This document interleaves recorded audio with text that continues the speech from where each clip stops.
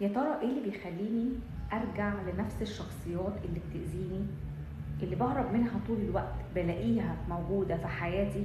الناس اللي بتوجعني وبتألمني وبتجرح فيا وبتأذيني وانا بكمل اهرب من العلاقة، ارجع الاقي نفسي في نفس دايرة العلاقة وممكن مع اشخاص تانية خالص، ولكن نفس الجرح عمال يتكرر. هل المشكلة فيا ولا المشكلة في حظي ولا في الناس اللي حواليا؟ تعالى اقولك على فك الشفرة. اول حاجة جواك هي اللي بتجذب الناس دي في حياتك.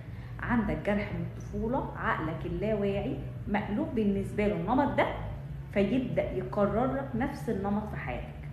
فتلاقي نفسك بتخرج من علاقة حب مشروط، لازم تسعى لإرضاء الناس اللي حواليك عشان بس تنال حبهم، ومع ذلك ورغم الألم اللي بيحصل في حياتك مش بتكون مرتاح غير لما يكون في حياتك ناس دايما انت بتسعى لإرضائهم.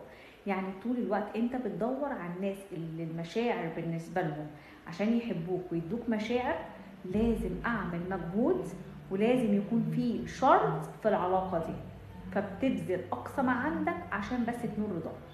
وهنا بنقول ان العقل بيكرر نفس النمط اللي هو طالع عليه، اللي جرحه واللي ألمه واللي هانه.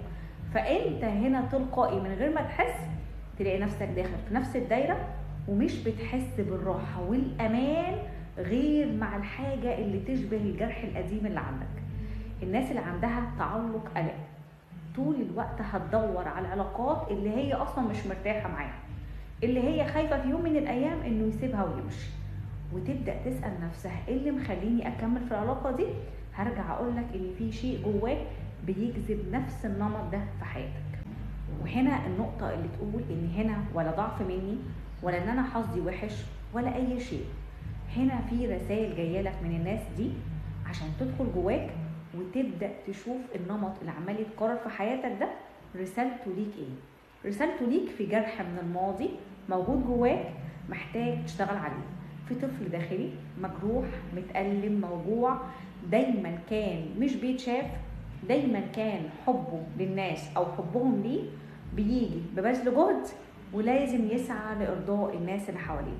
شخص ممكن يكون حصل تجاهل ورفض ليه في حياته، فيبدأ يلاقي كل شخص بيدخل في حياته جاي بيرفضه، جاي بيتجاهله، جاي هو اصلا مش شايفه. فابدأ راجع النمط اللي عمال يتكرر في حياتك، وابدأ شوف الجرح اللي عندك من الطفولة بيجذب ليك وبيكرر نفس النمط المألوف في حياتك. عقلك دايما بيدور على الشيء المألوف ليه، مش بيشغله أي حاجة ولا ألم ولا وجع، هو بيشغله الأمان بالنسبة له الشيء المألوف ليه. فاكسر الدايرة ودور على النمط اللي بيتكرر في حياتك وابدأ اشتغل على الجرح الداخلي عندك.